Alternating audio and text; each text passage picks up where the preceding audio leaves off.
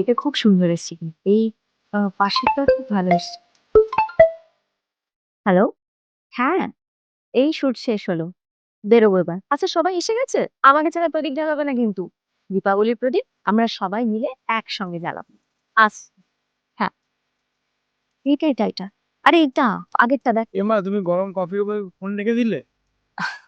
ওতে কিচ্ছু হবে না।